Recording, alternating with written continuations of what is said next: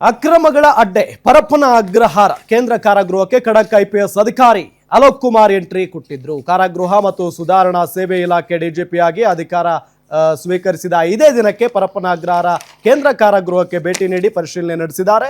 ಅಲ್ಲದೆ ಇದೇ ಕೊಲೆ ಕೇಸ್ನಲ್ಲಿ ಜೈಲಲ್ಲಿರುವಂತ ದರ್ಶನ್ನ ಕೂಡ ಅಲೋಕ್ ಕುಮಾರ್ ಮಾತಾಡಿಸ್ಕೊಂಡು ಬಂದಿದ್ದಾರೆ. ಇದರ ಕಂಪ್ಲೀಟ್ ರಿಪೋರ್ಟ್ ಇಲ್ಲಿದೆ.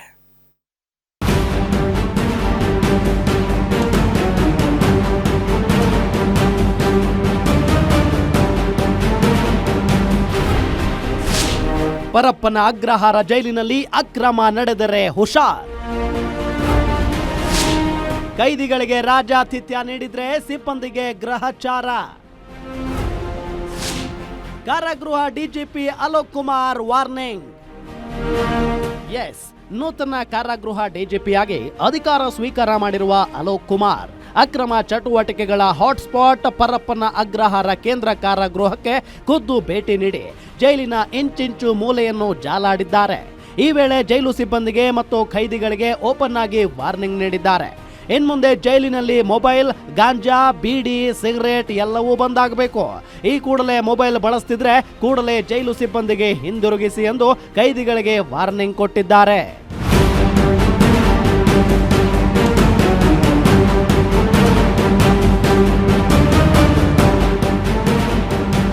ಇನ್ನು ಜೈಲು ಸಿಬ್ಬಂದಿಗಳಿಗೂ ಅಲೋಕ್ ಕುಮಾರ್ ಚಳಿ ಬಿಡಿಸಿದ್ದಾರೆ.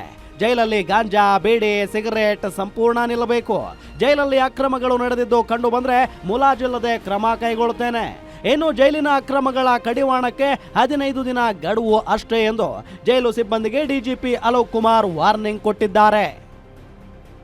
ಸೊ ನಾವು ಸ್ವಲ್ಪ ಡೀಪಾಗಿ ಇನ್ವೆಸ್ಟಿಗೇಷನ್ ಮಾಡಿದರೆ ಯಾರ ಹೆಸರು ಮೇಲೆ ಸಿಮ್ ಕಾರ್ಡ್ ಇತ್ತು, ಸಿಮ್ ಕಾರ್ಡ್ ಏನಾದರೂ ಫೇಕ್ ಇದ್ದರೆ ಯಾವುದು ಅಂಗಡಿ ಓನರ್ ಮೇಲೆ ಆ್ಯಕ್ಷನ್ ತೊಗೊಳ್ಬೇಕು. ಈ ರೀತಿ ನಾವು ಮುಂದೆ ಕ್ರಮ ತೊಗೊಂಡಿದ್ದಾರೆ ಮಾತ್ರ ಒಳಗಡೆ ಇರೋವ್ರಿಗೆ ಸ್ವಲ್ಪ ತೊಂದರೆ ಆಗುತ್ತೆ, ಅಥವಾ ಯಾರು ಒಳಗಡೆ ಇದ್ದಾರೆ ಅವ್ರಿಗೆ ನಾವು ಇದು ಕಸ್ಟಡಿಲಿ ತೊಗೊಂಡು ಅವರಿಗೆ ವಿಚಾರಣೆ ಮಾಡೋದು, ಇದು ಎಲ್ಲ ನಾವು ಮಾಡಿದರೆ ಮಾತ್ರ ಇದು ಆಗುತ್ತೆ. ಸೊ ಇನ್ವೆಸ್ಟಿಗೇಷನ್ ಕೂಡ ಒಂದು ಬಹಳ ಇಂಪಾರ್ಟೆಂಟ್ ಇದು ಅಂಗ.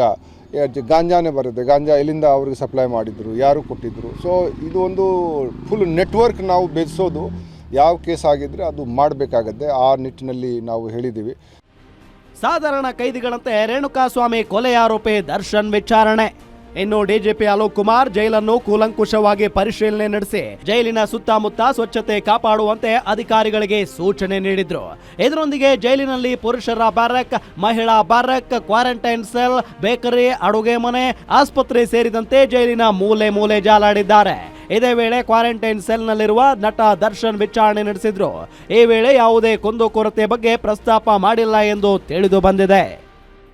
ಈಗ 2900 ಸಮಥಿಂಗ್ ಅದು ವಾರ್ಡರ್ಸ್ದು ಆ್ಯಕ್ಚುಯಲ್ ಸ್ಟ್ರೆಂತ್, ಇದು ಸ್ಯಾಂಕ್ಷನ್ ಸ್ಟ್ರೆಂತ್ ಇದೆ. ಆ್ಯಕ್ಚುಯಲ್ ಸ್ಟ್ರೆಂತ್ ಇರೋದು 1700 ಸಮಥಿಂಗ್ ಅದು ಇದೆ. ಸೊ 40% ಕೊರತೆ ಬೀಳ್ತಾ ಇದೆ. ಸೊ ಇದು ಒಂದು ದೊಡ್ಡ ಸಮಸ್ಯೆ ಇದೆ. ಆದರೆ ನಾವು ಸಮಸ್ಯೆ ಸಲುವಾಗಿ ಕೆಲಸ ಮಾಡಬಾರ್ದು, ಅದು ಆಗಬಾರ್ದು. ನಾವು ಏನಿದೆ ಎಷ್ಟು ಇದು ಇದೆ ನಾವು ನಮ್ಮ ಏನು ಕೆಪಾಸಿಟಿ ಮೀರಿ ನಾವು ಶ್ರಮ ವಹಿಸಬೇಕು, ನಾವು ಕೆಲಸ ಮಾಡಬೇಕು. ಸೊ ನಾವು ಅವ್ರದ್ದು ಆಲಿಸಿದ್ದೀವಿ ಆಯಿತು. ನಾವು ರಿಕ್ರೂಟ್ಮೆಂಟ್ ಬಗ್ಗೆ ಆಗಲಿ ಅಥವಾ ಅವ್ರದ್ದು ಬೇರೆ ಸರ್ವಿಸ್ ಕಂಡೀಷನ್ಸ್ ಬಗ್ಗೆ ಆಗಲಿ ಅದು ನಾವು ಸರ್ಕಾರಕ್ಕೆ ನಾವು ಮಾತಾಡ್ತೀವಿ. ಆದರೆ ನಾವು ಮೊದಲೇ ಇಲ್ಲಿ ತೋರಿಸ್ಬೇಕಾಗತ್ತೆ ಒಳ್ಳೆ ರೀತಿಯಿಂದ ಅವರು ಕೆಲಸ ಮಾಡ್ತಾ ಇದ್ದಾರೆ. ಒಟ್ನಲ್ಲಿ ಪರಪ್ಪನ ಅಗ್ರಹಾರ ಜೈಲಿನ ಅಕ್ರಮ ಚಟುವಟಿಕೆಗಳಿಗೆ ಬ್ರೇಕ್ ಬೀಳುವ ಕಾಲ ಸಮೀಪಿಸುತ್ತಿದ್ದು ಜೈಲು ಸಿಬ್ಬಂದಿ ಜೊತೆ ಜೈಲು ಹೊರಭಾಗದ ಸೆಕ್ಯೂರಿಟಿ ಜವಾಬ್ದಾರಿ ವಹಿಸಿಕೊಂಡಿರೋ ಕರ್ನಾಟಕ ಇಂಡಸ್ಟ್ರಿಯಲ್ ಸೆಕ್ಯೂರಿಟಿ ಫೋರ್ಸ್ ಸಿಬ್ಬಂದಿ ಕೂಡ ಜೈಲಿನ ಒಳಗೆ ನಿಷೇಧಿತ ವಸ್ತುಗಳು ರವಾನೆ ಆಗದಂತೆ ಕ್ರಮ ವಹಿಸಬೇಕಿದೆ. Ambareesh Thimmegowda, guarantee news, Anekal.